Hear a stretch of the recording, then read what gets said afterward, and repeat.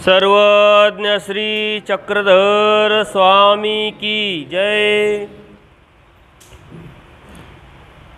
श्रीकृष्ण मंदिर ट्रस्ट त्याचप्रमाणे सर्वज्ञ सेवा वासनिक मंडळ संभाजीनगर शाखा यांच्या वतीनं 12 तारखेपासून आपण ब्रह्मविद्याशास्त्राचं निरूपण करत आहोत।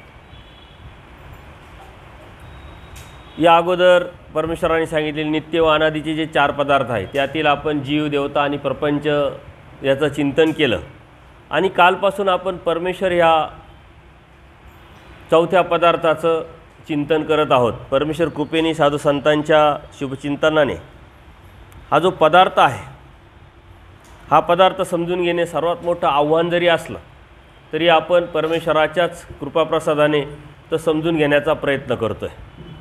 सकाळीच आपण बघितलं की परमेश्वरी वस्तू काय आहे आणि त्यामध्ये अनादी व नित्य या शब्दाचे अर्थ काय। परमेश्वर अनादी आहे, पण अनादी म्हणजे काय आपण जीवाच्या अनुषंगाने त्याचा शब्दाचा अर्थ वेगळा घेतो, पण परमेश्वर अनादी म्हणजे काय नेमकं हे आपण जाणलं। नित्य, पर, अनंत आणि अमूर्त हे विषय आपण समजून घेतले, तुम्हाला ते समजले असतील, यात कोणत्याही प्रकारची शंका नाही।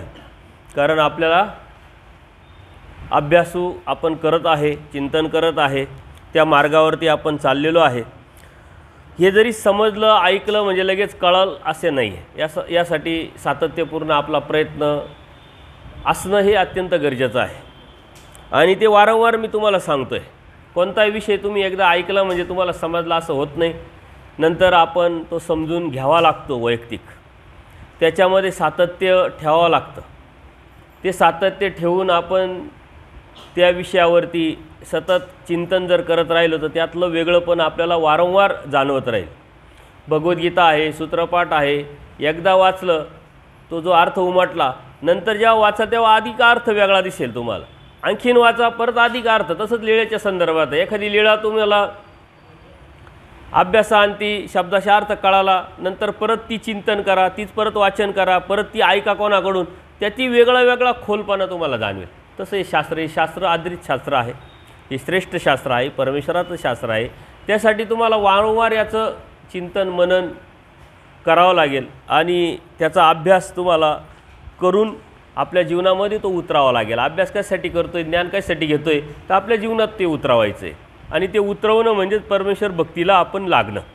जर आजपर्यंत आपण ते परमेश्वर तत्त्वज्ञान ऐकलं पण आपल्या जीवनात उतरवलं नाही, म्हणजे आचाराच्या बाजूने आपण झुकलो नाही, विचार केला नाही, तर अजूनही आपण परमेश्वर भक्तीला लागलो नाही असं होतं। कारण क्रिया करीतो ज्ञानी, आपण स्वतःला ज्ञानी समजतो, परंतु आचरणाच्या अनुषंगाने जर त्याचा विचार करत नसेल तर ते ज्ञान काय कामाचं नाही, ते शब्दशः ज्ञान आहे। एखाद्या गोष्टीची आपल्याला माहिती असते, परंतु ती कार्याला जर आपण आणत नसेल तर ती माहिती काय उपयोगाची। एखादी विशिष्ट डिग्री असते, पण त्या डिग्रीमध्ये तो काम करत नाही, ती डिग्री काय फक्त शो राहील। तसंच धर्म हा शोसाठी नाही आहे, धर्म आपल्या आत्म उन्नतीचा मार्ग आहे, आपल्या मुक्तीचा मार्ग आहे, आपल्या हिताचा मार्ग आहे आणि याच्यासाठी वारंवार आपला हट्ट, आपल्या प्रार्थना, आपली तळमळ, आपली आर्तता ही अत्यंत गरजेची आहे। परमेश्वर अव्यक्त आहे, परमेश्वर ही वस्तू आता आपण बघतोय, आपण पुढं सरकलोय बऱ्याच वेळा।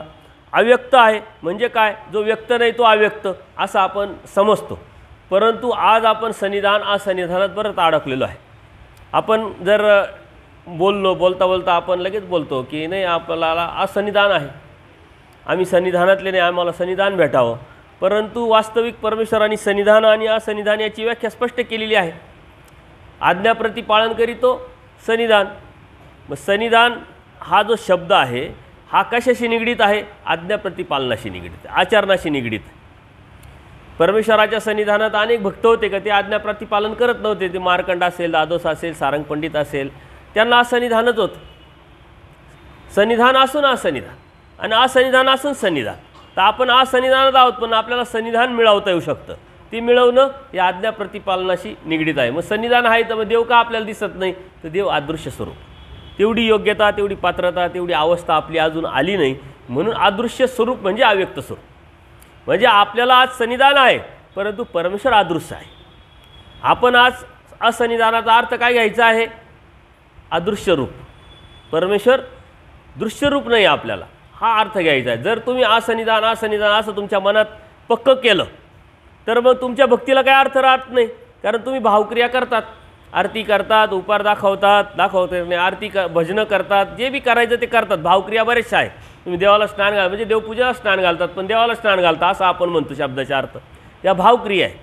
ह्या भावक्रियेला काही अर्थच राहिला नसता. वास्तविक भावक्रियेचा स्वीकार होत नाही, परंतु संस्कार लागतो. त्या संस्कारामुळे आपण धर्माला टिकतो, आपल्या जीवनामध्ये सत्व निर्माण होतं. त्या निमित्ताने परमेश्वराला आपण आठवतो. एखाद्या स्थानावरती गेल्यानंतर आपल्याला काय करायचं असतं, तिथली लीळ आठवायची असते, म्हणजे परमेश्वराला आपण आठवत असतो. एखादी व्यक्ती अचानक आपल्याला भेटली, मग आपण एकामेकाच्या आठवणी शेअर करतो का, अरे त्यावेळेस काय, असं काय, तसं काय. तसं परमेश्वराला आठवण्याची एक साधना आहे. याचा अर्थ आपण आज सन्निधानात आहोत असं नाही आहे. वचनरूपी गोविंदाचं सन्निधान आपल्याला देवाने सांगितलेलंच आहे. वचन म्हणजे काय नेमकं, आज्ञा. आज्ञा म्हणजे काय, आचरण. म्हणजे सन्निधान हा आचरणाशी निगडीत आहे. आचार्यांना सन्निधान होतं, पूजनीय माईम भट्टांना सन्निधान होतं, बाईसांना होतं, महादाईसांना होतं. का, तर ते आचार करत होते, देवाने सांगितलेलं म्हणितलं ते करत होते. आज आपण म्हणितलं जर करू तर आपल्याला सुद्धा सन्निधानच आहे, परंतु अदृश्य. या अर्थाने इथं जो आहे अव्यक्त हा विषय घ्यायचा आहे. परमेश्वर अव्यक्त आहे म्हणजे काय, अदृश्य आहे. दृष्टिगोचर न होणे म्हणजे न दिसणे, दृष्टीला आपल्या समोर येत नाही. याचा अर्थ परमेश्वर नाही आहे का.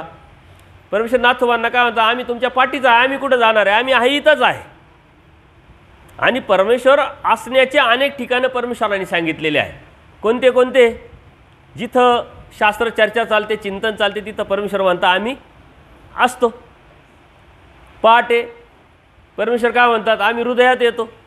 म्हणजे पहाटे परमेश्वर स्मरण करताना परमेश्वर आपल्या जवळ असतो. म्हणजे परमेश्वर आपल्याजवळ असण्याचे ॲड्रेस जर तुम्ही मार्क केले शास्त्रातून आणि ते जरी पकडलं तरी परमेश्वर प्राप्तीला आपल्याला कोणत्या प्रकारच्या अडचणी येणार नाही. परमेश्वराने सांगितलं पश्चात्पारी उठीचे तो सारस्वत काळ देवता हृदयाशी. म्हणजे परमेश्वर स्वतः सांगतात ना, मी तुमच्या हृदयात येतो. मग त्यावेळेस तुम्ही स्मरण केलं, चिंतन केलं, उठलं तर परमेश्वर तुमच्याजवळ आहे. पण आपण 8ला उठलो, 7ला उठलो तर कसं जमेल, कसं जमेल. देवाने सांगितलंय की आम्ही 3 ते 6ला तुमची वाट बघतोय, काय करताय, कोण काय करताय. त्यावेळेस आपण धर्माचे आहोत का, आपण दैवराटीचे आहोत का. मग पहाटे फक्त साधू संतांनीच उठायचं राहतं का.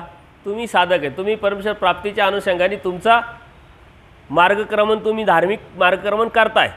आज तुम्ही उठाल तर उद्या उठाल, आज झोपाल तर उद्या झोपाल, असे आपण झोपलेलोच आहे. जागा होणं म्हणजे नेमकं काय, का परमेश्वर कुठं कुठं भेटतोय त्याचे ॲड्रेस जर तुम्ही शोधले तर सोपं आहे. अन्य वार्ता करू नका, देवाने सांगितलंय. तुम्ही पूजा अवसर म्हणता बघा, पूजा अवसरात जे आचार्य वगैरे होते ते अन्य वार्ता करत होते.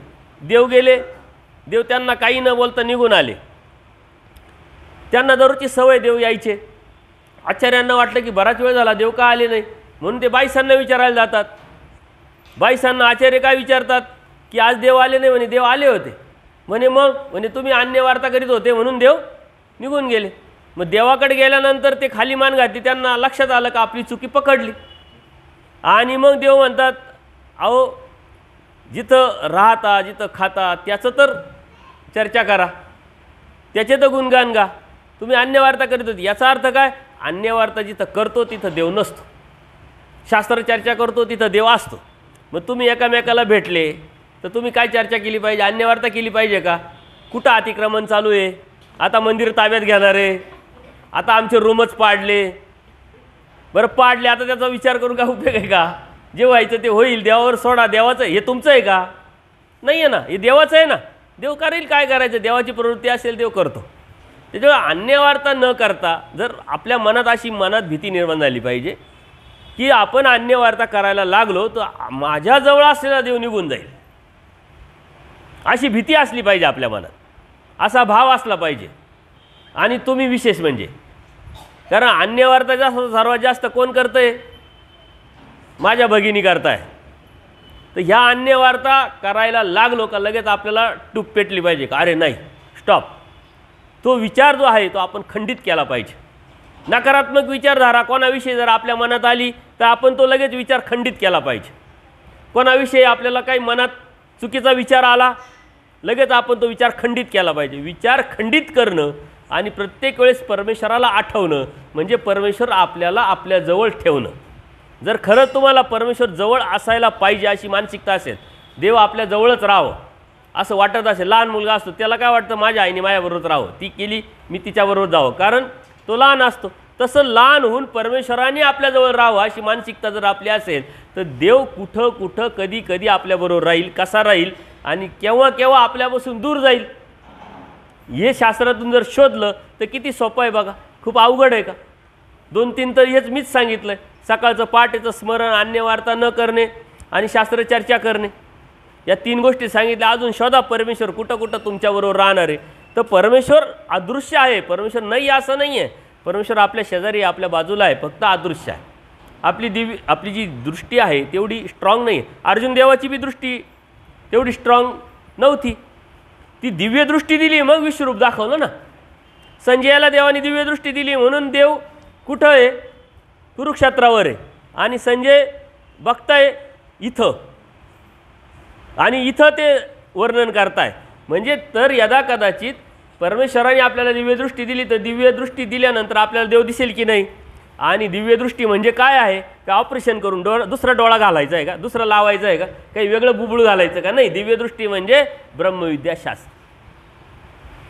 ही ब्रह्मविद्याशास्त्र म्हणजे ही दिव्यदृष्टी. जेव्हा तुम्ही अभ्यास कराल तेव्हा तुम्हाला दिव्यदृष्टी येईल, तेव्हा देव जाणवेल, देव प्रतीतीला येईल, देव शेजारी आहे, जवळ आहे याची जाणीव तुम्हाला होईल. आणि ज्यावेळेस अशी जाणीव होईल त्यावेळेस तुम्ही देवाचे व्हाल. त्यावेळेस तुम्हाला काही बाकीचं करायची काही गरज आहे का? इतकं सोपं आणि सरळ. देवाचं झालं का देव आपला झाला. आपल्याला असं नाही झालं तर संबंध काय आला, आपल्याला देवाने दिसलं काय नाही दिसलं काय, फरक काय पडला. कारण अर्जुन देवाला देवाने स्वतः विश्वरूप दाखवलं, कारण अर्जुन देवाचे प्रश्नच तेवढे होते. विश्वरूप दाखवलं पण अर्जुन देवाने नंतर काय सांगितलं, विनंती केली, घाबरायला लागले, नको, मूळ अवस्थेत या. विश्वरूप देव म्हणतात याचं नखसुद्धा पाहायला कोणाला भेटत नाही, ते तुला पाहायला भेटतं. तू म्हणतो मूळ स्वरूपात या. म्हणजे परमेश्वर मूळ स्वरूपात आहे आपल्याजवळ, फक्त आपल्याला तिथपर्यंत पोचणं. या अनुषंगाने या शब्दाचा, अव्यक्त शब्दाचा इथं अर्थ येतो. आता आपण काल बघितलं, सकाळी बघितलं, माया अव्यक्त आहे, ब्रह्म अव्यक्त आहे आणि ईश्वर अव्यक्त आहे. त्या अव्यक्तीचा विषय, त्या अव्यक्तीच्या शब्दाचा अर्थ आणि ह्या अव्यक्त विषय याचा अर्थ वेगळ्या पद्धतीने हे तुमच्या लक्षात येत आहे. कारण परमेश्वरासाठी जे शब्द आहे ते परमेश्वरासाठीच आहे, जे इतर पदार्थासाठी आहे तो इतर पदार्थासाठी आहे. सकाळी आपण बघितलं नित्य आणि अनादी या शब्दाचे अर्थ दुसरीकडे आपण कसे घेतले आणि परमेश्वराच्या ठिकाणी कसे आले. तसं ही ब्रह्मविद्याशास्त्र म्हणजेच आपली दिव्यदृष्टी आहे आणि हा आपल्या जीवनातला आरसा आहे. डोळे सारे पाहतात, सर्वांना बघतात, पण डोळे डोळ्याला बघतात का? मग त्याला आपल्याला काय करावं लागेल, साधन वापरावं लागेल. आरशाच्या समोर उभं राहिलं की मग आपल्याला आपले डोळे आपल्याला बघू शकतात. तसं ब्रह्मविद्याशास्त्र म्हणजे आपल्या जीवनाचा आरसा आहे, आपल्या धर्माचा आरसा आहे, परमेश्वराचं प्रतिबिंब आहे. ती ब्रह्मविद्याशास्त्र, एक विद्या ती ब्रह्मविद्या, आणि ती ब्रह्मविद्या म्हणजे आपली दिव्यदृष्टी. म्हणून याचा अभ्यास म्हणजेच परमेश्वराचा अभ्यास, याचं सन्निधान म्हणजेच परमेश्वराचं. देव म्हणतात या आपण पे दे तर आपले पण आपले ते देतील. आपण शास्त्राला आपण पे दिलं तर ते शास्त्रही आपल्याला समजेल, कळेल, आपलेपणाने आपल्याला उमटेल, लक्षात येईल. आपला हट्ट पाहिजे. याचा लहान मुलगा आहे, हट्ट धरतो आईकडे, हेच पाहिजे तेच पाहिजे, आई त्याला हे देते ते देते, पण तो म्हणतो नाही मला हेच पाहिजे.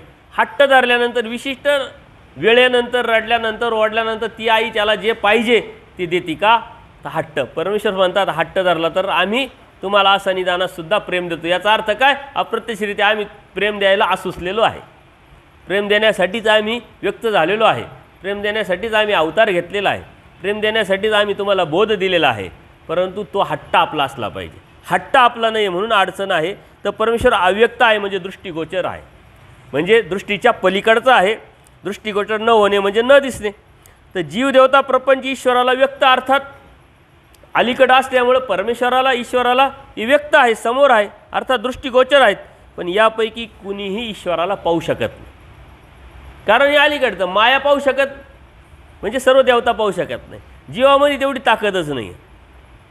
परंतु पाहणार नाही असे नाही, जीव पाहणार आहे. बायसांनी देवाला बघितलं की नाही? स्वरूपही बघितलं, मूर्ती बघितली. तसं जीव ते पण होते. आचार्य जीव होते, पूजनीय माईंभट जीव होते, अर्जुन जीव होते. तसे आपणही जीव आहे. त्यांना विश्वरूप दिसलं, आपल्याला दिसू शकतं. हा आशावाद आपल्याकडे असला पाहिजे. फक्त ते ज्या परीनं त्या रस्त्यावरती चालले ती परीन तो रस्ता आपल्याला शोधावा लागेल आणि त्या रस्त्याने आपल्याला जावं लागेल. म्हणून कुणालाही ईश्वर स्वरूप हे व्यक्त होत नाही, म्हणजे थोडक्यात दिसत नाही म्हटले. प्रपंच हा जड पदार्थ असल्याकारणाने तो कुणालाही दृष्टिगोचर होऊ शकतो. जड आहे, आपल्याला दिसतंय. आप, वायू, पाणी, आकाश ते सर्व दिसतंय. आपलं एकत्र आलेला कार्यप्रपंचही दिसतोय आणि कारण प्रपंचही आपल्याला दिसतोय. तो दृष्टिगोचर आहे, आपल्या समोर आहे. जीवस्वरूपी ईश्वराला व्यक्त आहे. ईश्वराला जीवस्वरूप दिसतंय. देवता अव्यक्त जरी स्वरूपी असले तरी ईश्वराला व्यक्त आहेतच. ईश्वराला सारं दिसतंय, कारण ते खाली आहे. इतकेच नाही तर वरील देवतांना खाली देवतांची स्वरूपे पण दिसतात. खालच्या देवतेला वरच्या देवतेचं स्वरूप दिसत नाही, फक्त अस्तित्वाचं ज्ञान असतं. का दिसत नाही तर 10% स्वरूप मर्यादा जास्त, 8% पंचप्रकार जास्त. ते मोठे असल्यामुळं खालच्या देवतेला वरच्या देवतेचं फक्त अस्तित्वाचं ज्ञान असतं, दिसत मात्र नाही. पण वरची देवता खालच्या देवतेला पाहू शकते. तसं सर्वांच्या पलीकडं सर्वांचा पर जो परमेश्वर आहे, जो ईश्वर आहे, त्याला मात्र हे सर्व दृष्टिक्षेपाला येतात, समोर दिसतात. परंतु परमेश्वर मात्र अदृश्य आहे, अव्यक्त आहे, दृष्टिगोचर म्हणजे दृष्टीच्या समोर नाही आहे. ते व्यक्त असतात. उलट ईश्वर स्वरूप यापैकी मात्र कोणालाही दिसत नाही, म्हणूनच त्याला अव्यक्त म्हटले आहे. या अनुषंगाने अव्यक्त. आपण अव्यक्त आणि व्यक्त कोणत्या अनुषंगाने म्हणतो? अव्यक्त स्वरूप आणि व्यक्त झालं ते स्वरूप. परंतु परमेश्वर हा कायमस्वरूपी अव्यक्त कोणाला दिसू शकत नाही. त्यांनी दाखवला तर दिसेल, त्यांनी जाणवला तर जाणवेल. विश्वरूप परमेश्वराने दाखवलं तर अर्जुन देवाला दिसलं. श्रीमूर्त परमेश्वर अवतरले 12व्या शतकामध्ये आणि पूर्ण महाराष्ट्रात फिरले की नाही? पूर्ण महाराष्ट्रात फिरले. गावाचे गाव होते, त्यावेळेस गर्दी होती. परमेश्वर जात होते, प्रवास करत होते. देवाबरोबर 2-4 सद्भक्त असायचे, गाव भरलेलं असायचं. देवाला त्यांनी लोकांनी बघितलं नाही का? बघितलं, परंतु दिसले का? नाही दिसले. बघूनही दिसले नाही. का? तर परमेश्वराने त्यांना दाखवलंच नाही. त्यांचं परमेश्वरत्व जे आहे ते दाखवलं नाही, जाणवलं नाही, बोध दिलाच नाही. ज्याला बोध झाला त्याला दिसला. आलं का लक्षात? पूर्वी प्रकरणामध्ये काय आहे? पूर्वी प्रकरण अवतरे हा शब्द आला ना, अवतरे हा शब्द इथं येतो. अवतरे म्हणजे काय? सावे साकार झालेला आहे. मग सावे साकार झाल्यानंतर अवतरे हा शब्द आणण्याचं कारण काय? सावे साकार झाला परंतु अवतारला नाही. ज्यांना बोध नाही त्यांच्यासाठी अवतारलाच नाही, तो सावे साकार झाला आहे. लोक म्हणत नाही का परमेश्वर अवतार झाला? ते म्हणतात झाला, पण कोणता, काय, कुठं, कधी काहीच माहीत नाही. पण तुम्हाला बोध झाल्यामुळं तुम्हाला तो अवतारला. ज्या मिनिटाला बोध झाला त्यावेळेस तुम्हाला परमेश्वर त्या दिवशी त्या मिनिटाला अवतारला. व्यक्त झाला होता 12व्या शतकात, पण अवतारला कधी? जेव्हा बोध झाला तेव्हा. म्हणजे अवतरी हा शब्द दृश्य रूपात येणं, अवतरी हा शब्द दृष्टीच्या समोर येणं, जाणवणं, स्पर्श होणं, टच होणं या अनुषंगाने आलेलं आहे. म्हणून परमेश्वर अदृश्य जर आहे परंतु व्यक्त दृश्य स्वरूपात येणं म्हणजे बोधाशी निगडीत आहे. म्हणजे अशा अनुषंगाने परमेश्वर अव्यक्त आहे. आज परमेश्वर नाही असं नाही. आज कोणत्या तरी प्रांती कुठंतरी अवसरी परमेश्वराचं कार्य चालूच आहे. परंतु आज आपल्याला समजू शकत नाही त्या परमेश्वराचं कोणत्या प्रांती कोणत्या अवसरी कार्यक्रम चालू आहे, कुठं कार्य चालू आहे. परमेश्वराचं कार्य कुठंच थांबलं नाही. परंतु आज आपल्याला तो समोर नाही. आपल्याला कोणता परमेश्वर समोर आहे? जो 12व्या शतकात अवतारला, व्यक्त झाला, सावे साकार झाला. परंतु आपल्यासाठी अवतारला कधी? जेव्हा तुम्हाला बोध झाला, जेव्हा तुम्हाला कळाला, समजला. तुम्ही जेव्हा देवता भक्ती सोडून परमेश्वर भक्तीला लागले त्यावेळेस अवतारला. आपण काय म्हणतो 12व्या शतकात अवतारला. 12व्या शतकात होते का आपण? होतो तरी आपण तिथं आपल्याला समजला का, लक्षात आला का, कळाला का नाही? आपण कुठंतरी असेल पण आपल्याला दिसला पण नाही. पण आपल्याला समजला, कळाला कधी झाला, कुठं बोध झाला? त्यावेळेस बोध झाला, त्यावेळेस दृश्य झाला. म्हणजे आपल्याला आज देव दृश्य आहे, फक्त आपल्या डोळ्यामध्ये तेवढी ताकद नाही. या अर्थाने तो परमेश्वर अव्यक्त आहे, त्या अर्थाने आपल्याला तो दिसत नाही. इथं हा शब्द घ्यायचा आहे. स्वयंप्रकाशित आहे परमेश्वर. स्वयंप्रकाशित म्हणजे स्वतः जाणवणे, स्वतः दाखवणे, स्वतः लक्षात आणून देणे, स्वतः उमटवणे. आणि स्वयंप्रकाशित परमेश्वराने पूर्वार्धातली लीळा आहे.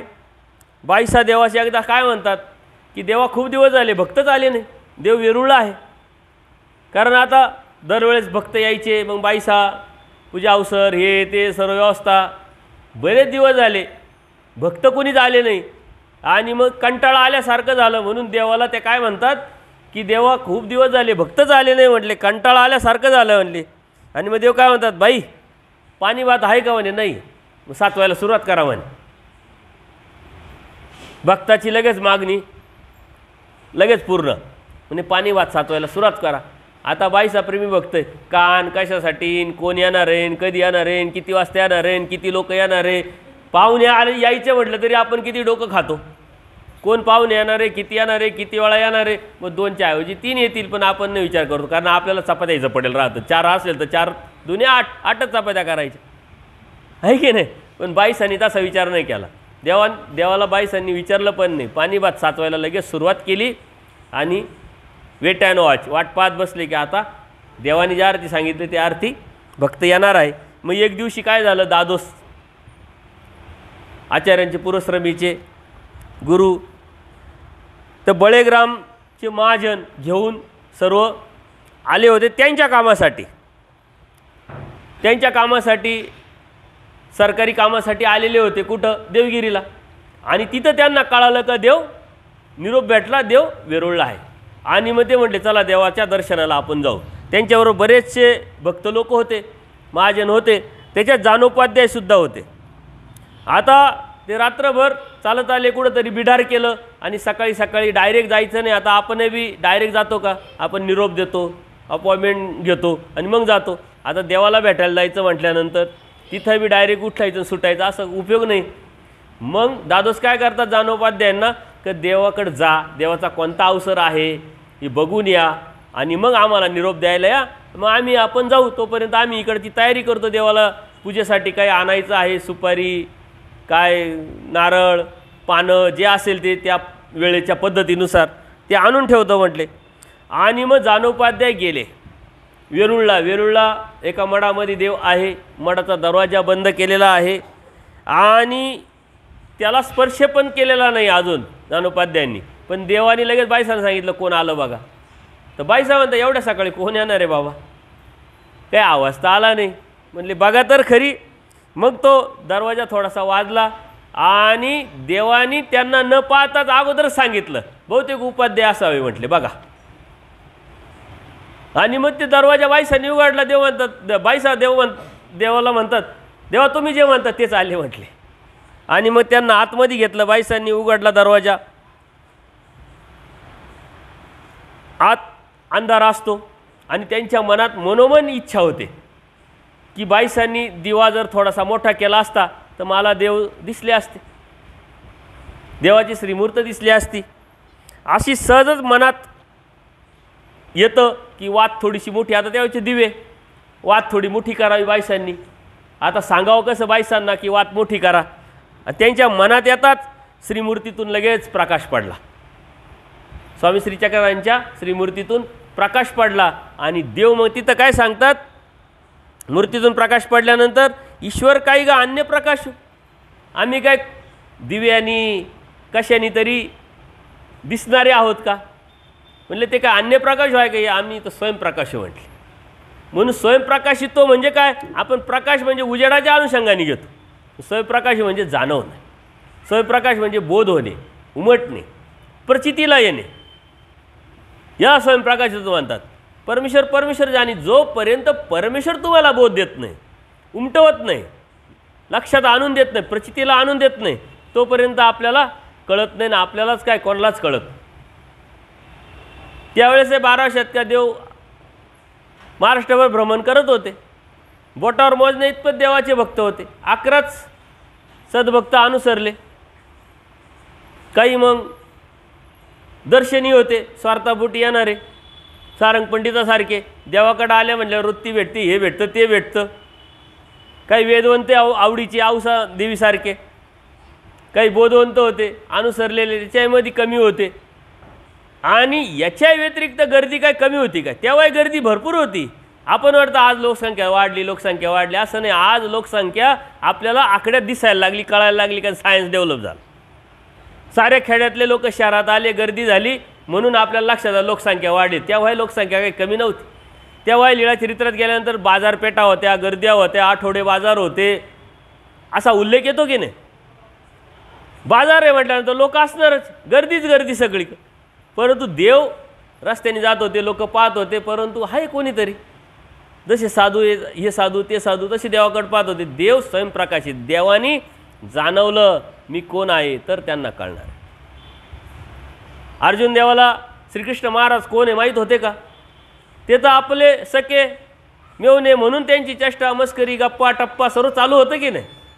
जेव्हा देवानी त्यांना बोध दिला तेव्हा त्यांनी प्रायचित्त घेतलं की देवा आत्तापर्यंत मी काय समजत होतो आणि तुम्ही कोण आहात. मग माफी मागितली. ते प्रायचित्त, ते दुःख.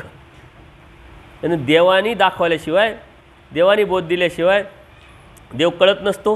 हे स्वयंप्रकाशित. स्वयंप्रकाशित म्हणजे स्वतःचा प्रकाश, स्वतःचं ज्ञान, स्वतःची ओळख, स्वतःची जाणीव स्वतः करून देणे. परमेश्वर जाणीजे या अनुषंगाने परमेश्वर स्वयंप्रकाशित आहे. म्हणजे भक्त आणि अप्रोक्ष ज्ञानी आहे. ते ज्ञानशक्तीच्या परमेश्वराला मूळ स्वरूपाला पाहू शकतात. भक्त म्हणजे प्रेमी भक्त. परमेश्वराचं जे मूळ स्वरूप आहे प्रेमी भक्त पाहू शकतात ना. कारण बाईसांना दिसायचं परमेश्वराचं स्वरूप. कधी दिसायचं? अवसरकाळी. का बरं अवसरकाळी दिसायचं? बाईसांना अवसरकाळी, ते तर प्रेमी भक्त होते, अवसरकाळीच का दिसायचं मग?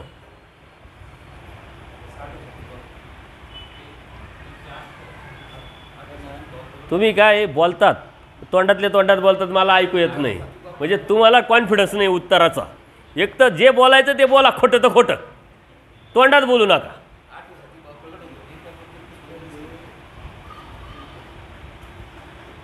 बाईसांना अवसरकाळीच का परमेश्वराचं स्वरूप दिसत होतं?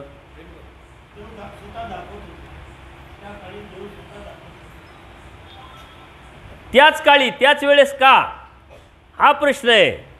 बाईसांना एक कळिकेचं, एक कळिका म्हणजे एक भाग. आपण होतो ना चतकोर, चपातीचा चतकोर भाग. 2 कळिका, 3 कळिका, 4 कळिका, 4 कळिकेचे जे भक्त आहे परमेश्वर कंटिन्यू त्यांचं स्वरूप दिसतं त्यांना. ही एक कळिकेचे. म्हणून बाईसांनी अवसर कधी चुकावला का? नाही चुकाला. गोडी आवडी अवसर होणार म्हणजे होणार, इकडून तर इकडं होईल, पण अवसर कधी चुकावला नाही. का? तर अवसरकाळी स्वरूप दिसायचं आणि मग त्यांच्या अवस्था प्रकटायच्या. तुम्ही एक कळिकेचं, तू कोणी काय सांगाल, कोणी काय सांगाल, उत्तर क्लिअर पाहिजे. एक कळिकेचं होतं प्रेम, म्हणून बाईसांना दिसायचं. अजून कोणाकोणाला परमेश्वराचं स्वरूप दिसतं? हां, नाव नाही, अजून कोणत्या भक्तांना दिसू शकतं? झालं ना आता, तेच परत रिपीट कायला करता? सकळई संपत्ती आ संपत्ती, जीवाची परमेश्वर संपत्ती. या वृत्तीवर जो जीव गेला त्याला परमेश्वराचं स्वरूप दिसतं. अजून कोणाला दिसतं? ज्याला परमेश्वर आवडतो त्याला परमेश्वराचं स्वरूप दिसतं. आपल्याला ज्या अर्थी दिसत नाही त्या अर्थी आपण या दोन्ही बसत नाही आणि भक्तीमध्ये तर विषयच नाही आहेत. आलं का लक्षात? तर आपल्याला परमेश्वराचं स्वरूप जर पाहायचं असेल तर या 2 वृत्तीवरती बसावं लागेल, प्रवृत्तीवर बसावं लागेल, सिद्धांतावरती जावं लागेल. फक्त परमेश्वरच आवडला पाहिजे. आपल्याला परमेश्वर आवडतो का? परमेश्वराला आवडून घेऊन काय करायचं? परमेश्वराकडून सारं घ्यायचं आपल्याला, परमेश्वराला काय घ्यायचं नाही. आणि सकळे संपत्ती आ संपत्ती हा तर विषयच नाही, कारण संपत्ती तिकडून घ्यायचं काम चालू आहे आपलं, आणि ती परत असंपत्ती म्हणायचं कसं काय? तर ज्याला फक्त परमेश्वर संपत्ती वाटते, बाकी दुसरं काही नाही, त्याला परमेश्वराचं स्वरूप दिसतं आणि भक्ताला दिसतं, आहे की नाही? मग भक्तामध्ये 1 कळिका 2 कळिका त्या गोष्टी होऊ शकतात. अशा तिघांनाच फक्त परमेश्वराचं स्वरूप दिसतं. हे अत्यंत महत्त्वाचं आहे. परमेश्वर म्हणतात आम्ही काय अन्य प्रकाशू, आम्ही स्वयंप्रकाशी म्हटलं. म्हणून स्वयंप्रकाशित जे परमेश्वराचं आहे इतरांकडून ते प्रकाशित कधीच होऊ शकत नाही. कोणीतरी सांगितलं, कोणीतरी दाखवलं. आता तुम्ही कोणाला तरी अन्य मित्र आहे, नातेवाईक आहे, स्वामी श्रीचक्र परमेश्वर अवतार आहे, कलियुगाचे परमेश्वर अवतार आहे असं सांगितलं, त्यांना लगेच कळालं का अरे असं आहे का, आजपर्यंत माहीतच नव्हतं, चला मग कुठे करू त्यांची भक्ती. कारण परमेश्वराची भक्ती कोणाला नको आहे? असं होतं का कधी? तुमच्याकडून होणार नाही, देवतेकडून होणार नाही, दुसरं कोणाकडून परमेश्वर प्रकाशला जाणार नाही. परमेश्वरच परमेश्वराकडून प्रकाशला जातो. याला म्हणतात परमेश्वराकडून परमेश्वर जाणीचे, परमेश्वराकडूनच परमेश्वर प्राप्तीला नेणे. तर प्रकाशित कधी कोणाकडून होऊ शकत नाही, कारण सूर्यप्रमाणे स्वतः ईश्वर हे स्वयंप्रकाशित आहे म्हणले. त्यांनी ठरवले तरच प्रकाशित होईल. त्यांनी ठरवलं की याला बोध द्यायचा तरच. आपण म्हणतो अरे दादोस्त देवाबरोबर होते, आवडी किती होती, आले तर 100 दंडोत घालायचे, जिथं देव दिसले तिथूनच दंडोत घालायला सुरुवात करायची. आपण तर स्थानाजवळ गेलं तर स्थान केल्यानंतर दंडोत घालीचं, ते बी मग कधी घालतो कधी घालीतही नाही. ते देव दिसले का दंडोत घालायला सुरुवात करायची, जाताना 100 दंडोत घालूनच जायचे. आणि जोपर्यंत देव दिसतात तोपर्यंत पाठीनं जायचे, पाठ दाखवायचे नाही, रिटर्न उलटं फिरत चालत जायचे. परंतु त्यांनाही देवानी बोध दिला नाही. का तर हे सांडा, त्यांनी ते सांडलंच नाही. तर ते काय म्हणायचे, विद्यामार्ग देव म्हणता येतं ब्रह्मविद्याशास्त्र हे पुसा. ते म्हणले तुमचे राव राणालाच राहू द्या, राजालाच द्या म्हणले, आम्हाला आमचा विद्यामार्गच. कारण का तर देवाचं पूजा अवसर, देवाचं ईश्वरत्व हे त्यांनी पाहिलं. त्यांना वाटतं आपल्याला बी असं व्हायला पाहिजे, कारण ती विद्या प्रकाशली असल्यामुळं थोडीफार त्यांना वाटलं अरे आपणच आहे, हे कोण आपणच आहे, फक्त यांच्याकडून ते झालं पाहिजे असा. तसंच सारंग पंडित आहे, मार्कंड आहे, असे कितीतरी भक्त आहे देवाला. असे लीळाचरित्रामध्ये असे कितीतरी भक्त आहे की देवाला विनंती करतात, देवा चला उपाराला आमच्या घरी. देव पण जातात, उपार स्वीकारतात, येतात, पण ते देवाला देव म्हणून स्वीकारतात का नाही. फक्त एक आहे, कितीतरी आहे. कानाशीचा ब्राह्मण घ्या, नांदेडचे ब्राह्मण घ्या, देव एका लग्नाला गेले, दोघांना वाटलं की कोण आहे, मग यांना वाटलं चला आले घ्या, सिद्ध रे सिद्धी म्हणे आहे ना आम्ही या. जेव्हा वेळ आली कोणीच म्हणे नाही आमचे या आमचे. यांना वाटलं त्यांची, त्यांना वाटलं यांची. जेव्हा समोर आले तर म्हणले कोणीच नाही, म्हणले ठीक आहे आम्ही कोणाचेच नाही. पण त्यातला एक संस्कारी होता, मुलीचे वडील, ते म्हणे आमचे. तर हे जे आहे हे परमेश्वर जोपर्यंत प्रकाशून देत नाही, जाणून देत नाही, तोपर्यंत कशाने कोणाने की किंवा एखाद्या साहित्यिक आहे, एखादे शिक्षक आहे, अभ्यास खूप असतो, 18 पुराण वेद शास्त्र ज्ञानेश्वरी दासबोध सारं अभ्यासलं. तसं लीळाचरित्र अभ्यासलं, सूत्रपाठ अभ्यासलं, दृष्टांतपाठ अभ्यासलं, सारं साहित्य आपले अभ्यासलं, वाचन केलं, पार स्थळविळसुद्धा असे होऊन गेले काही. परंतु देव समजला का, देव कळाला का, देवाचा बोध झाला का नाही. कारण का तर परमेश्वर हा परमेश्वराकडून जा, परमेश्वराने ठरवलं तर. आणि काही असे आहे का ते अजून शाळेतच गेले नाही, त्यांना वाचता येत नाही, पण ते देवावरती निष्ठ, ते म्हणता नाही स्वामी श्री चक्रधर परब्रह्म परमेश्वर अवतार तो माझा देव. एकनिष्ठ भक्ती करतात ना, अशी कितीतरी भक्त आहे, वाचायला येत नाही. 4 दिवसापूर्वीच माझ्याकडं अशी एक धुळ्याचे सद्भक्त आले, यूट्यूबवरती सत्संग ऐकायचे. ऐकून मग ते म्हटले मला येता येत नाही, मग काय करू. मग आपल्या नेहमीप्रमाणे मोबाईलवरतीच उपदेश दिला, समजून सांगितलं काय काय नाही. ते मग आता कुटुंबासहित भेटायला आले दरीला, 2 तास चर्चा केली. ते म्हणले बाबा शाळेतच गेलो नाही, शिकेलं नाही, वाचलं वाचता येत नाही म्हटले, पण आवडी गोडी उमट बोध. परत त्यांच्या गाव निम्म उपदेशी, साऱ्या मार्गात संबंध, इकडं जाय तिकडं जाय तिकडं जाय. पण ते म्हटले मला पटलंच नाही, उपदेश घ्यायचा पण पटतच नव्हतं. जेव्हा टच होईल तेव्हाच ते टच झालं. हे कोणाकडून, आपल्याकडून आहे का, आपल्या यूट्यूबमुळं आहे का, आपल्या थोबाडामुळं आहे का, नाही, तिकडं नाही. कनेक्शन परमेश्वराचं आहे, देणारा देव घेणारा जीव, ते कनेक्शन साजत्य देव संयोग योग साह्य परमेश्वराच्या प्रवृत्तीनं माया करून देत असते. त्याच्यावर परमेश्वर स्वयंप्रकाशित आहे, तो परमेश्वरच. म्हणून तुम्हाला कालही सांगितलं ना, किती बडबड करू द्या आम्ही, तुम्हाला उमट जो होणार आहे तो तिकडून होणार आहे. विशिष्ट बुद्धी आणायचं काहीच कारण नाही, क्रेडिट द्यायचं काही कारण नाही, आम्ही घेण्याचं काही कारण नाही. आम्ही क्रेडिट घेणं म्हणजे कपटपणा करणं, अनैतिक करणं. आमच्यामुळं झालं ना, आम्ही सांगितलं ना, आम्ही केलं, आमच्याकडून गोज्ञान त्याच्याशिवाय तुम्ही वाचायला सुरुवात करू नका. हे क्रेडिट घेण्याचं काहीच कारण नाही. देणारा स्वयंप्रकाशित परमेश्वर आहे, आलं का लक्षात. त्याच्यामुळं तो देणार आहे ना, तुमचा हट्ट असला पाहिजे, तुमची प्रार्थना असली पाहिजे, तुमचा प्रयत्न असला पाहिजे. क्रेडिट घेणारे जे आहे एक कपट बुद्धी आहे. क्रेडिट घ्यायचं काही कारण नाही, हे ब्राह्मणत्व आहे. त्याच्यामुळं याच्यापासून आपण, कारण यात लोक अडकले. कालच एका भगिनीचा फोन आला, बाबा 9 प्रकरण वाचायला सुरुवात केली, आचाराला अजून सुरुवात नाही केली, आचार मालिका नाही, विचार मालिका नाही. का बरं? घोग झाला नाही, घोग घेतला नाही. गुरुबानी सांगितलं तुला 9 प्रकरणाचा घोग देतो, त्याच्यात महावाक्य निरोचन वाचायचं नाही, हेच वाच. जोपर्यंत मी तुला घोग देत नाही तोपर्यंत तू घ्यायचा नाही. तुमचे तुमचे सूत्र हे आपले यूट्यूबवरचे सत्संग ऐकायला लागले, तुम्ही तर म्हणता वाचायचं दररोज 9 प्रकरण, आचार मालिका. काय प्रकार आहे? वय 46 चालू आहे, उपदेश घेऊन 25 वर्ष झाले, थांबले ना. कोणी थांबवलं? जीवमती, जीवत्व. हे जीवत्व आहे, हे आमचं असं जीवत्व, तुमचं तसं जीवत्व. थांबून टाकायचं, हे कपट आहे. यातून बाहेर पडणारा तो परमेश्वराचा, यातून बाहेर पडणारा तो अनन्य भक्ती, तो एकनिष्ठ, तो दैवराटीचा. जीवाला जीव थांबवतो का? जीव स्वार्थी.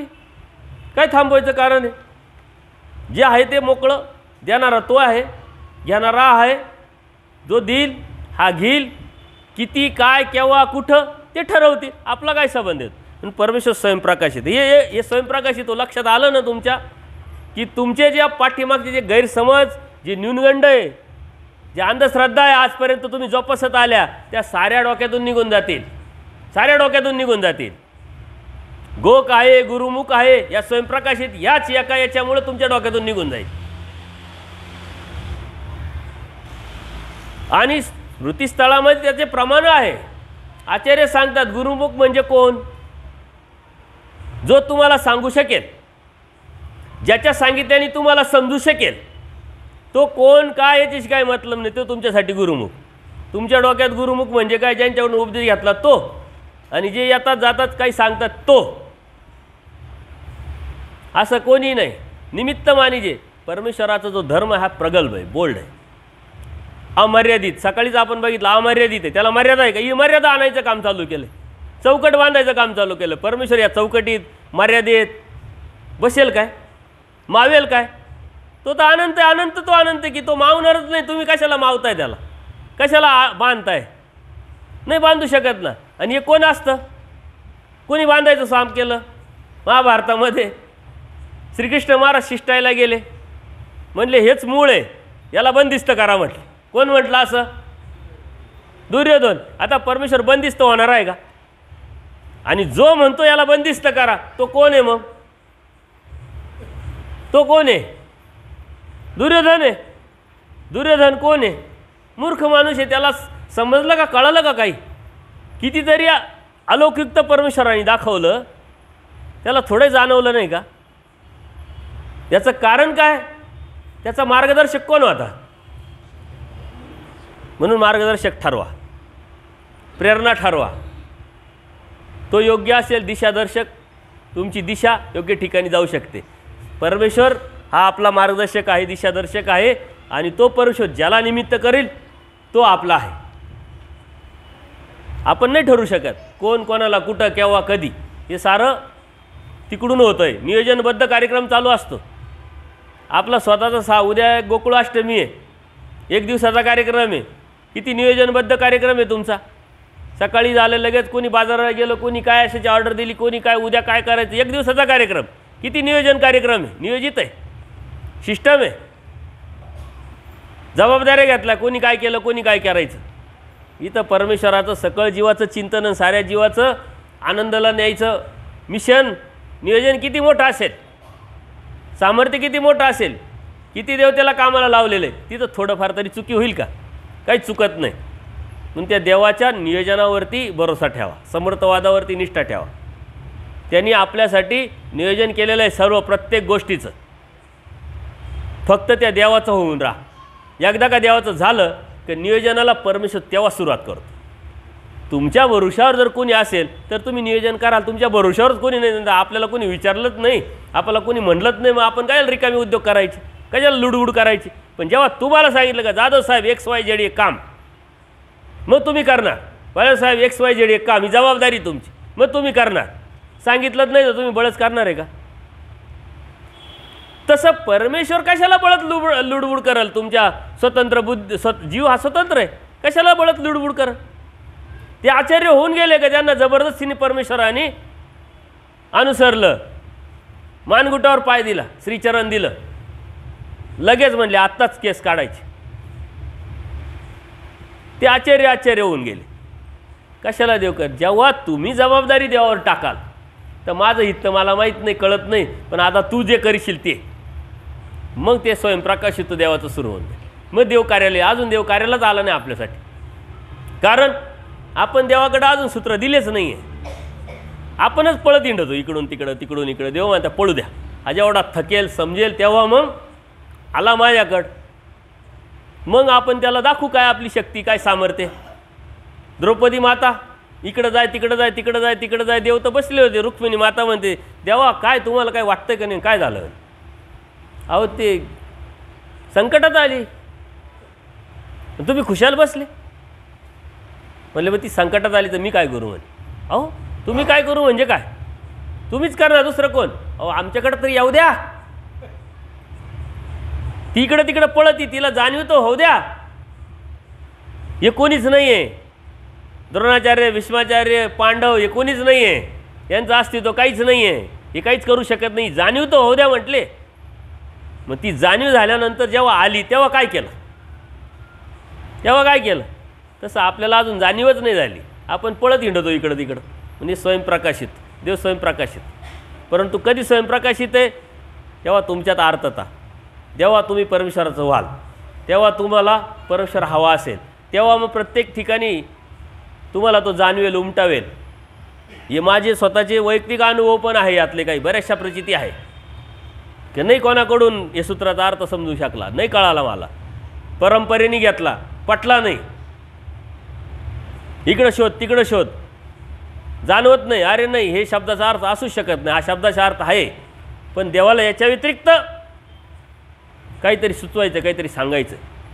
हट्ट धरला तर उभट होतं. पण त्याचं चिंतन, त्याचं मनन, त्याचा प्रयत्न, त्याचा हट्ट करा. तुम्ही करून पहा. कोणतं एक वचन की ज्या वचनाचा अर्थ तुम्हाला पटत नाही आहे, निवडा. 2 दिवस 4 दिवस कंटिन्यू त्याचा ध्यास धरा. त्याचा वेगळा अर्थ उमटेल की नाही बघा. स्वयंप्रकाशित तो देव जाणून देईल. तुमची अवस्था काय, तुमची योग्यता काय, पात्रता काय, त्याच्यानुसार तो अर्थ तुम्हाला जाणून देईल. प्रचिती परमेश्वर हे तुमचं रहस्य आहे. माझी प्रचिती वेगळी असू शकते, तुमची प्रचिती वेगळी असू शकते. हे तुमचे रहस्य आहे म्हटलं. त्याच्यामुळं हे परमेश्वराचं जे स्वयंप्रकाश होतोय, परमेश्वर म्हणता आम्ही स्वयंप्रकाशित. आम्ही कशाने, कोणानी, कुठून, साधनानी, व्यक्तीनी, कशानेही प्रकाशित होत नाही म्हटलं. आम्ही स्वयंप्रकाशित आहे. ज्या वेळेस परमेश्वर ठरवतात त्याच वेळेस ते आपल्याला दिसतं, समजतं, कळतं, जाणवतं, उमटतं म्हटले. कशाने ते होत नाही म्हटले. साधनांनी, प्रमाणांनी त्याला विशिष्ट चौकटीत बांधता येत नाही. कारण ब्रह्मविद्येशिवाय ते प्रकाशित पण होत नाही. एक विद्या ती ब्रह्मविद्या. परमेश्वराला आदी, मध्य, अंत अजिबात नाही. कारण अनंत तो अनंत की त्याला विशिष्ट चौकटीत बांधता येणार नाही. मग तुम्ही इथं विशिष्ट चौकटीत देव म्हणता आम्हाला बांधता येणार नाही, आदी नाही, मध्य नाही. तुम्ही कसे म्हणतात? महानुभाव, महानुभावांचा देव. देव का महानुभावांचा आहे काय? तुमच्या मूडवर महानुभावांसाठी देवाने सृष्टी निर्माण केली काय? मूडवर महानुभावांसाठी देवाने अवतार घेतला आहे का? वाडोवाडी फिरले आहे का? आहे किती मूडवर? आणि अभिमान किती मोठा आहे? आपलं जे फेल्युअर आहे आपण समजूनच घेत नाही. नेमका आपल्यालाच आपला देव कळाला नाही, समजला नाही. आपल्याला जर कळाला असता तर आपण लोकांना बी दाखवण्यासाठी निमित्त झालो असतं. देवाने आपल्याला निमित्त केलं असतं, पण आपल्यालाच कळालं नाही. आज ब्रह्मांड एवढं मोठं आहे, अनंत ब्रह्मांडाचा नायक म्हणायचा. आणि त्याच्यातही बी त्या 140 कोटीमध्ये आपण किती संख्या असलो, मायनसमध्ये कुठं किती रिवर्स जावं लागेल आपल्याला कळणार नाही. 104 किती टक्क्यात तरी सांगता येईल का आपल्याला? परंतु परमेश्वर सकळे जीवाचे चिंतिती, याचा अर्थ काय? सकळ, सर्वच. अगदी नरकात गेलेल्या जीवाचं चिंतन करतात देव. देव सर्वांसाठी आहे. परंतु ज्याला जावला ती आपलं भाग्य आहे का? आपल्याला परमेश्वराने बोध दिला आहे. म्हणजे ह्या टक्केवारीच्या अनुषंगाने आपण कुठंच नाही आहे, पण आपण सगळीकडे आहे. कारण का? आपल्यासाठी देवानी सृष्टी निर्माण, आपल्यासाठी अवतरले. ज्याला देवानी जाणीव करून दिली, प्रकाशित्व दिलं, त्याच्यासाठी तर देव आले. अजून बाकीचे तर योग्यतेचे नाही आहे, पात्रतेचे नाही आहे. हे वेगळं पण आपलं आहे, परंतु तो अभिमान आपल्याला असला पाहिजे. म्हणून कुणीही कशाने परमेश्वराचा आदी मध्य अंत्य जाणू शकत नाही, दाखवू शकत नाही म्हटले, किंवा यांनी तुम्हाला तो सांगता येणार नाही, कळवता पण येणार नाही. म्हणून परमेश्वर स्वयंप्रकाशित, हे लक्षात घ्या. आणि डोक्यातून हे सारे भ्रम जे आहे आजपर्यंत निर्माण झालेले ते सारे काढून टाका. देव देणार आहे ना, देव देईल हा विश्वास ठेवून अभ्यासाला सुरुवात करा, आचाराला सुरुवात करा. ती प्रचिती तुम्हाला 100% भेटेल. कोणाच्या भरोशावर बसायची काहीच गरज नाही, देवाच्या भरोशावर राहा. द्रौपदी याच्या त्याच्या भरोशावर होती ना, काय उपयोग झाला का? अर्जुन देव भरोशावर होते, ते म्हटले मग असं नाही झालं तर लगेच अग्निकाष्ट, एकदा नाही 2-2, 4-4 वेळा. मग काय उपयोग झाला का? देवाला जेव्हा लागलं ना. आता ते अर्जुन देव तेवढे योग्यतेचे होते, त्याच्यामुळे देव स्वतः आले. आता आपल्याला स्वतः प्रयत्न करून त्या परमेश्वरापर्यंत पोचावं लागणार आहे. परमेश्वर देणारा आहे तर देणार आहे, फक्त आपला हट्ट, आपली प्रार्थना. आणि हे स्वयंप्रकाशित, हे सर्व व्यापक आहे. परमेश्वर सर्व व्यापक आहे, सगळीकडे. इथंच आहे, तिथंच आहे, याच्याकडेच आहे, त्याच्याकडेच आहे, असा विषय नाही आहे. म्हणजे सर्व व्यापकत्व आहे. ईश्वराने अव्यक्त स्वरूप जे आहे, इतरांना न दिसल्याचे, ईश्वराचे जे अव्यक्त स्वरूप आहे इतरांना कोणाला दिसत, ब्रह्माला नाही दिसत, मायेला नाही दिसत. त्याचे कारण ते इतरांच्या स्वरूपापेक्षा अत्यंत सपूर आहे, मोठा आहे, पर आहे, पलीकडचं आहे. त्याच्यामुळं खालच्यांना दिसणार कसं? ते दिसू शकत नाही. म्हणले खालील देवतेला वरच्या देवतेचे स्वरूप दिसू शकत नाही. त्याचप्रमाणे कारण ते 8 पटीनं त्याचं वाढलेलं आहे, स्वरूप मर्यादा 10 पटीनं वाढलेली. तर परमेश्वराचं किती पट आहे? कारण तर तो अनंत ब्रह्मांडाच्या पलीकडचा आहे. म्हणजे याची कल्पनासुद्धा आपण करू शकत नाही.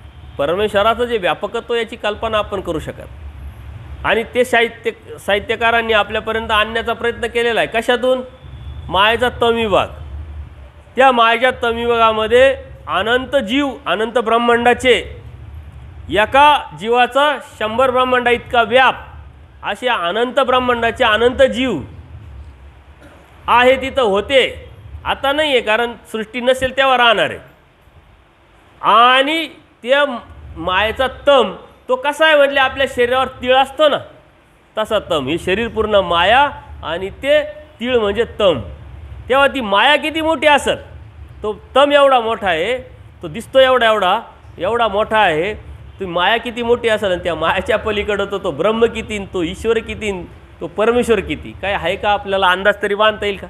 आपल्या कल्पनेच्या पलीकडे. परंतु त्या परमेश्वराची दया, कृपा, करुणा आहे का तो आपल्याला शब्दज्ञानात शब्दांनी उमटवतोय, प्रचितीला आणून देतोय. आणि पुढं सरकलो तर आपल्याला तो दिसणार पण आहे. अप्रोक्ष ज्ञानात, सामान्य ज्ञानात, विषय ज्ञानात देव दिसणार आहे आपल्याला. प्रेमी भक्त झालो, देव दिसणार आहे. म्हणजे एवढी योग्यता आहे आपली या जीवाची, का जी कोणत्याही देवतेची योग्यता नाही आहे. परंतु देवतेची योग्यता नाही म्हणून मग काय, तिथं सामर्थ्य आहे. आपली सामर्थ्याच्या बाजूने जेव्हा वाटचाल सुरू होईल तेव्हा त्या देवता, उदाहरण प्रकरणामध्ये गेल्यानंतर मग अप्रोक्ष ज्ञानात गेल्यानंतर मग पहिल्या 4 देवता, नंतर सामान्य ज्ञानात मग पुढच्या देवता, मग वेगवेगळ्या देवता आपल्या अंडर येणार आहे. कारण आपण पुढं जाणार आहे, जोपर्यंत आपण खालीच आहे सर्वांच्या. त्याच्यामुळं जे देवतेला बी भेटत नाही ते आपल्याला भेटतं आहे. कारण परमेश्वर सर्वांच्या पलीकडं असल्यामुळे तो कोणाला दिसत नाही, दिसू शकत नाही. मायेचं स्वरूपही कोणत्याच देवतेला दिसू शकत नाही, कारण माया सर्वांच्या पलीकडं आहे, पर आहे. कारण ते अनंत पटीनं मोठे आहे. त्याही पलीकडे परमेश्वर असल्याने तेही कोणाला दिसू शकत नाही म्हटले. कारण ते सर्वांना व्यापून आहे, अर्थातच ते सर्वव्यापक आहे म्हटले.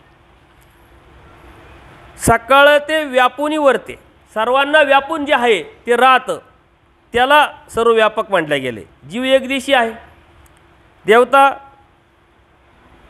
अनेक ठिकाणी व्यापलेले आहे। यक्षिणीला अष्टदेवीने अंतराळीच्या अंतराळीने स्वर्गीचे प्रत्येक देवतेला प्रत्येक देवतेने व्यापलेलं आहे, असं चैतन्यापर्यंत। आणि ईश्वर त्याच्याही पलीकडे आहे, तो तसाच आगाध असल्यामुळं तो कोणालाही दिसू शकत नाही। म्हणून तो दिसू शकत नाही याचा अर्थ नाही असं नाही, तो सर्वव्यापक म्हणजे काय? इथं आता सर्वव्यापक या शब्दाने कोणता अर्थ घ्यायचा आहे अजून पुढं येणार आहे। इथं शब्दाचा कोणता अर्थ घ्यायचा आहे का खालच्या देवतेला वरच्या देवतेने व्यापलं आहे ना, त्या वरच्या देवतेला बरं त्या वरच्या देवतेने व्यापलं आहे ना, आणि परमेश्वर आता सगळ्याच्या पलीकडे म्हणून त्यांनी सर्वच व्यापलं आहे, सर्वांनाच व्यापलेलं आहे, सर्वव्यापक आहे, तो सगळीकडे आहे। आता हे अन्य लोक अद्वैतवादी चराचरात परमेश्वर आहे, परंतु या शब्दाचा अर्थ जो बोधरूपी जो अर्थ आहे तो लक्षात न आल्यामुळं ते तसे समजतात। आणि आपणही बी तोच अर्थ लावतो, परंतु आपण चराचरात समजतो का नाही, द्वैतवाद असल्यामुळं आपण म्हणतो असून वेगळा आहे, सर्वव्यापक आहे, पण कोणत्या अर्थाने सर्वव्यापक आहे? या अर्थाने व्यापक आहे कारण तो सर्वांच्या पलीकडं आहे, हे लक्षात घ्यायचं आहे। त्याचप्रमाणे तो सर्वात्मक आहे। आता सर्वव्यापक आहे, पण सर्वात्मक जो सर्वव्यापक असतो तो सर्वात्मक असू शकत नाही। सर्वात्मक म्हणजे काय? चेतनत्व, शक्तिरूप, कार्यरूप सर्वात्मक आहे। म्हणजे पाणी ज्याप्रमाणे जसं एखादं तळं असतं, त्या तळ्यामध्ये झाड असतं, आता त्या झाडाला सर्व पाण्याने व्यापलेलं आहे, त्या पाण्यामध्ये झाड आहे पण त्याचं अस्तित्व वेगळं आहे। त्या झाडाला काही फळं वगैरे फुलं पडले पाण्यात तर ते पाणी होतं का? त्याचं अस्तित्व वेगळंच असतं। तसं जो पाणी ज्याप्रमाणे सर्वांच्या ठिकाणी अंतर्बाह्य व्यापून आहे म्हटले, आत्मकरणे असते त्याप्रमाणे ईश्वर स्वरूपसुद्धा सर्वांचा आत्मा होऊन राहिला आहे, म्हणजे चेतनत्व आत्मा होऊन राहिला आहे। जर यदा कदाचित सर्वात्मक देव नसताना तर आपल्याला चालता उठता बसता काहीच नसतं, शक्तीच नसते आपल्याला। देवत्यालासुद्धा जसं आपण सकाळी मी बोललो की माया अव्यक्त, ब्रह्म अव्यक्त, ईश्वर अव्यक्त। अव्यक्त म्हणजे काय? किंवा जीव आहे, देवता आहे, प्रपंच आहे, अव्यक्त अव्यक्त आहे पण अनादीचे आहे ना पदार्थ, मग कार्याला यायला पाहिजे परंतु इनॅक्टिव्ह आहे। ॲक्टिव्ह कोण करतं आहे? परमेश्वर करतं आहे। अशा अनुषंगाने आता हे सर्वतीत जे आहे, सर्वात्मक जे आहे, अशा अनुषंगाने, कारण आत्मा हे परमेश्वर आहे। आता हे लोक म्हणतात आत्मा हाच परमेश्वर, परंतु ते कोणतं समजतं? आत्मा हा परमेश्वर, आणि आपण काय समजतो? चेतनत्व, कार्याच्या अनुषंगाने ॲक्टिव्ह केलं या अनुषंगाने समजतो। हा नेमका भेद आहे। आणि हे जे आहे हा बोधाशी निगडीत विषय, हा आपल्याला पटेल, अन्य लोकांना नाही पटणार, लक्षात येणार नाही। ते शब्दाचा अर्थ बघा, आत्मा हाच परमेश्वर म्हणजे आपणच परमेश्वर, हाय परमेश्वर, तोय परमेश्वर, सारे परमेश्वर आहे की नाही? मी ईश्वर, तुम्ही ईश्वर। आता एक संस्थेमध्ये मी गेलो होतो, त्यांनी काय तत्वज्ञान मांडलं माहिती आहे का? ते म्हटले मीच ईश्वर, तुम्ही ईश्वर। मग आता मी ईश्वर आहे तर मग मी चांगलं बोललं पाहिजे का वाईट बोललं पाहिजे? लॉजिक लावलं त्यांनी। मी ईश्वर आहे मग चांगलं खाल्लं पाहिजे का वाईट खाल्लं पाहिजे? मी ईश्वर आहे मग मी नॉनव्हेज खाल्लं पाहिजे का चांगलं सात्विक जेवण खाल्लं पाहिजे? मी ईश्वर आहे मग मी खोटं बोललं पाहिजे का? मी ईश्वर आहे मग भामटेपणा केला पाहिजे का? बरं तुम्हीच ईश्वर नाही, समोरचा ईश्वर आहे, मग तो समोरचा ईश्वर त्याच्याबरोबर कपट केलं पाहिजे का? त्याला फसवलं पाहिजे का? त्यांनी वेगळ्या याच्यावरती नेलं, त्यांनी ते आलं का लक्षात? त्यांनी ते वेगळ्या याच्यावरती नेलं आणि एक संस्था उभी करून खूप मोठा पसारा निर्माण केला त्यांनी। मी म्हणलं काय लॉजिक लावलं? तत्वज्ञानात अजिबात गंध नाही, परंतु त्यांनी लॉजिक लावून तुम्ही कसे सुधारणार, वर्तमान काळात कसे याल, कर्म कसे चांगले कराल याचा विचार करून ते तुम्हाला त्या पद्धतीनं मोड करत आहे। परमेश्वरांनी तेच सांगितलं आहे, सर्वात्मक आहे म्हणजे काय? इकडं आहे, तिकडं आहे, तिकडं आहे, आपणही बी म्हणतो पण वेगळ्या पद्धतीनं म्हणतो। आपण काय म्हणतो? अरे देह अभिमानी नाही त्याची, त्याला त्रास देऊ नको, ती बी कोपल, इथं काय संबंध त्याचा? आपण भीतीयुक्त घातलं, ते त्यांनी पॉझिटिव्हली केलं। म्हणजे बाहेर जेव्हा फिरतो आपण तेव्हा लक्षात येतं या तत्वज्ञानाचा कोण कसा अर्थ लावून कसा बाजार मांडेल सांगता येत।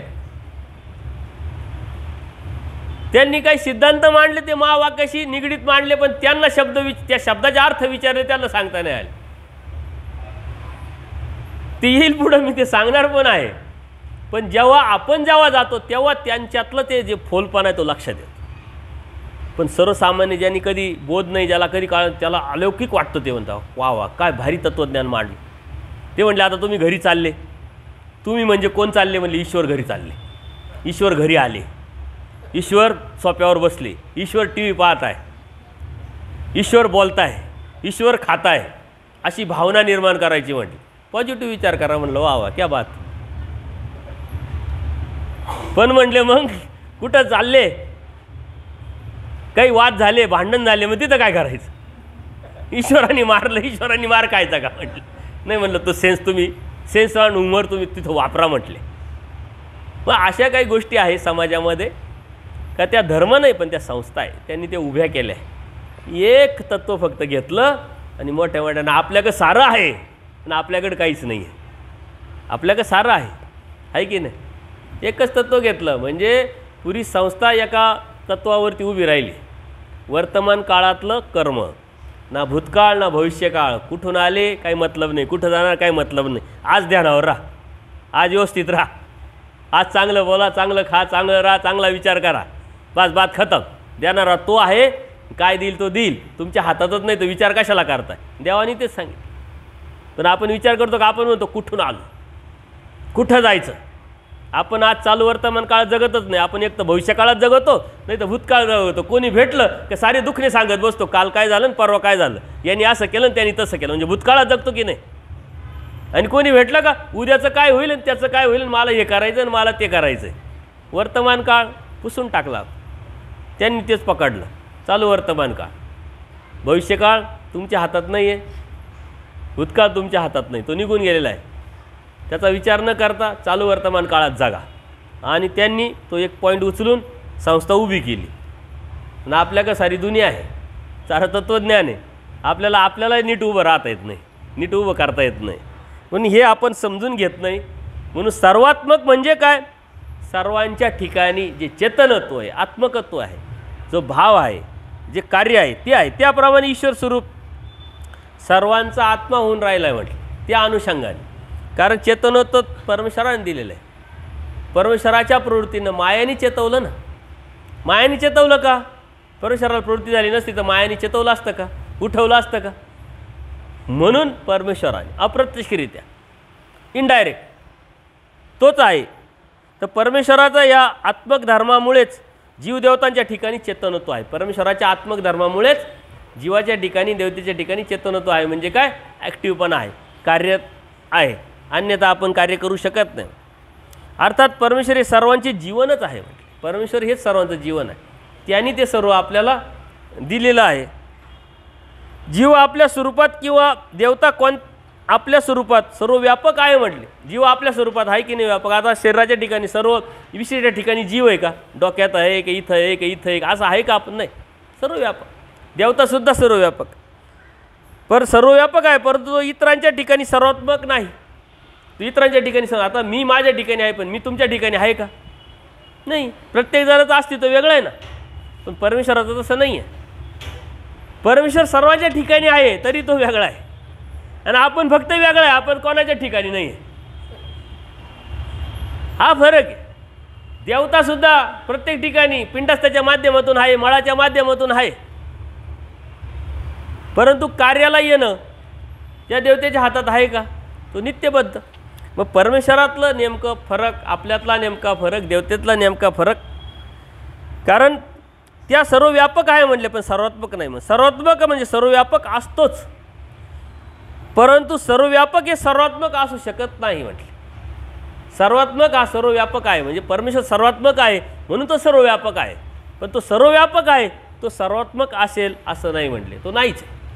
आपण सर्वव्यापक आहे, आपल्या ठिकाणी आपल्या स्वरूपामध्ये सर्वव्यापक आहे, देवता आहे, परंतु सर्वात्मक आहे का, नाही. पण परमेश्वर काय आहे, सर्वव्यापक आहे, सर्वात्मक आहे. जो सर्वात्मक आहे तो सर्वव्यापक असणारच आहे, विषयच येत नाही. सर्वात्मकता जीवदेवतांच्या ठिकाणी नाही, सर्वात्मकता जी आहे ती देवदेवतेच्या ठिकाणी नाही. कारण काय, त्याची स्वरूपे मर्यादित आहे, स्वरूप मर्यादा आहे. जीव एका ठिकाणी एकाच ठिकाणी राहतो, दुसरीकडे राहू शकत नाही. आपल्या घरचे आपलं ऐकत नाही, देवा दुसऱ्याच्या ठिकाणी असण्याचा विषय येतो कुठं, आहे का काही प्रकार. कोणाचीच गॅरंटी आपल्याला घेता येत नाही. जर तुम्हाला म्हणलं ना आज या मिनिटाला निर्णय घ्या, तेव्हा नाही, रिस्क अजिबात घेणार नाही, विचारावं लागेल, विचार करावा लागेल, पाहावा लागेल, मग निर्णय मग उद्या सांगू परवा सांगू. आहे का काही? तुमचा निर्णय तुम्हाला घेता येत नाही. म्हणजे तुमच्या ठिकाणी सुद्धा आपण आपल्या ठिकाणी नाही आहे, तेव्हा दुसऱ्याच्या ठिकाणी असण्याचा विषयच नाही. पण परमेश्वराला जर तुमचे निर्णय घ्यायचे असेल ना तर तुमच्या बुद्धीत बदल करू शकता की नाही? करू शकता. सर्वात्मक आहे परमेश्वर. तसं देवतेचं सुद्धा स्वनिर्णय आहे का काही? वाटलं बाबा काकासाहेब लय धार्मिक दिसतात, यांना देऊन टाकू काहीतरी विद्या आहे का काही? देवताबद्ध आहे, ते देऊ शकत नाही. जे अर्जकत्व केलेलं आहे, ज्यांनी जे मिळवलेलं आहे ते बी पूर्ण नाही द्यायचं. म्हणजे हा फरक आहे. पण परमेश्वराचं तसं नाही. परमेश्वर सर्वात्मक आहे. कारण ते सर्वात्मक का नाही तर त्यांचे स्वरूप हे मर्यादित आहे. तसं परमेश्वराचं स्वरूप मर्यादित आहे का? अनंत तो अनंत की स्वरूप मर्यादेवरती अवलंबून असते. त्यामुळे परमेश्वर सर्वात्मक आहे असे दिसून येईल, लक्षात येईल. म्हणले तर सर्वात्मक म्हणजे काय? सर्वांचा आत्मा होऊन वर्तने, सर्वांचा आत्मा होऊन वर्तने, कार्याला येणे असे म्हणून सर्वज्ञते जे आहे. जसे पाण्याचं उदाहरण तुम्हाला सांगितलं त्याप्रमाणे परमेश्वर सांगतात. आणि परमेश्वराने मग प्रल्हादबाईसांना देव कसा आहे याचं निरूपण केलेलं आहे. म्हणजे देव कसा आहे जाणता म्हणले नाही, तुम्ही जाणवला तर. मग देवाने सांगितलं देव काय? चित्राचा देव काय? मातीचा देव काय? दगडाचा देव काय? धातूचा देव काय? लाकडाचा म्हटले. देव नाही म्हटले असं. चित्राचा असेल तर फाटेल, मातीचा असेल तर विरेल, दगडाचा असेल तर फुटेल, धातूचा असेल तर वितळेल, लाकडाचा असेल तर जळेल. जीव कसा आहे म्हणते? हे परमेश्वर कसा आहे म्हणजे? निरव निराकार. पण निरव निराकार आहे पण सावे साकार होतो. याचा अर्थ काय? आता तिथं अर्थ वेगळा आहे. निरव निराकार पण सावे साकार होतो. सावे साकार म्हणजे व्यक्त होतो, पण सावे साकार म्हणजे सगळीकडे कार्याला येतो. या अनुषंगाने जर त्याचा अर्थ घ्यायचा असला तर निरव निराकार आहे परंतु सर्वांच्या ठिकाणी कार्याला आलेला आहे. प्रत्यक्ष व्यक्त जाणं, प्रत्यक्ष अवतरणं नव्हे, कार्याला येणं इथं. निरव निराकार परंतु सावे साकार होतो. सावे साकार होतो म्हणजे तुमच्या हृदयात बोधरूपी प्रकटला, जाणवला परमेश्वर. तो कोण, काय, कसा, त्याला सर्वात्मा. तो सर्व परमेश्वर म्हणतात निरव निराकार सावे साकार झाला. तिथं सावे साकार अवतारला. परमेश्वर आपल्या आज समोर नाही आहे दृश्य स्वरूपात, पण अवतारला आहे का नाही? तुम्ही निश्चयात्मक बुद्धीने सांगू शकता की नाही? कलियुगाचे परब्रह्म परमेश्वर स्वामी श्री चक्रधर अवतारला ना. या अनुषंगाने इथं निरव निराकार सावे साकार झाला. म्हणजे इथं वेगळा म्हणजे प्रकरणवश कोणता अर्थ घेतो त्यानुसार त्या लीळेचा अर्थ बदलतो. शब्दाचा अर्थ तिथं वेगळा आहे आणि इथल्या अनुषंगाने, तत्वाच्या अनुषंगाने अर्थ वेगळा आहे. लक्षात आलं ना? लक्षात येतं आहे ना काकासाहेब? प्रल्हादबाईसांना सांगताना परमेश्वराने जे सांगितलं ते वेगळ्या अर्थाने सांगितलेलं आहे. तर जो सर्वात्मक आहे, सर्व व्यापक आहे, तो सर्वात्मक असेलच गॅरंटी नाही, परंतु सर्वात्मक आहे तो मात्र सर्वव्यापक आहे. आणि तो सर्वव्यापक परमेश्वर फक्त परमेश्वरच असू शकतो, बाकी दुसरा कोणी नाही आहे. आणि एकदा असंच देव आहे बसलेले आपल्या आसनावरती, औसा माता आहे, कुत्रा आला. आदल्या दिवशी त्या कुत्र्यांनी काय केलं होतं? याची भिक्षा पळवली होती आणि मग औसा माता टपलीच, आता कोण येतं पाहतेच म्हटले. दगड बाजूलाच घेऊन बसले. ते आलं कुत्रं, आता त्याला काल सापडलं म्हणून आजही सापडेल म्हणून त्या उद्देशाने आलं. तिने काय केलं? मग कुत्र्याला मारला दगड मारला. आता दगड मारल्यानंतर ते किंचाळणार, दुखणार त्याला. देवानी काय केलं? श्रीमुकुटाला हात लावला. तसं काय आपल्यालाच वेदना झाल्या. आणि मग औसा माता म्हणते देवा तुम्ही काय सर्वव्यापक म्हणले का नाही? हेच सर्वात्मकत्व आहे. आपण कुत्र्याला मारताना विचार केला कधी? असं जाता जाता लहानपणी कॉलेजला शाळेत जाताना डुकराला दगड मारले असतील ना आपण? घेणं नाही देणं नाही, चालले का डुक्कर दिसलं का मार दगड, कळत न कळत. आज आपण बोलताना कोणाचं मन दुखेल, कोणाला त्रास होईल विचार करतो का? असं सर्वात्मक आहे परमेश्वर, सर्वांच्या ठिकाणी सर्वात्मक भावनेने आहे. आता आपले तोंड नीट होणार की नाही? चांगलं बोलणार की नाही? कारण याला बोललं म्हणजे सर्वात्मक भावनेने परमेश्वर आहे. अप्रत्यक्षरित्या परमेश्वराला म्हणून परमप्रीती करायला लावली. म्हणून एकमेका भेटल्याचा पाडू जाय सांगितलं आहे. तुम्ही कोण आहात हे आपल्यालाच आपली ओळख नाही. तुम्ही एकामेकाला भेटले तर देव म्हणता आम्ही भेटल्याचं गोमटं देऊ तो आम्ही तुम्हाला. एवढा आनंद आपल्याला झाला पाहिजे, नाही तर आपल्याला आनंद होतो का? याचं तोंड तिकडं त्याचं तोंड तिकडं, कपडेधारकांचं जास्त. आम्ही बसलो तर आमच्या शेजारी तर दुसऱ्याला आवडत नाही, या मार्गातला त्या मार्गात चालत नाही. वासनिक तरी एकामेकाला भेटले तर तेवढं फार बोलतात तरी काय चाललंय. तत्त्वज्ञान सांगायचं पण ते नसेल आतलं आणलेलं तर त्याला उपयोग काय, त्याला अर्थ. या लीळेतून देवाने सांगितलं आम्ही सर्व व्यापक आहे बाई. मग ते आता कुत्र्यात देव आहे का? मग कुत्र्याचं भजन पूजन चालू करायचं का आपण? नाही. कोणत्या अर्थाने? कार्याच्या अनुषंगाने, चेतनत्वाच्या अनुषंगाने, सर्वात्मकतेच्या अनुषंगाने देव सगळीकडे आहे.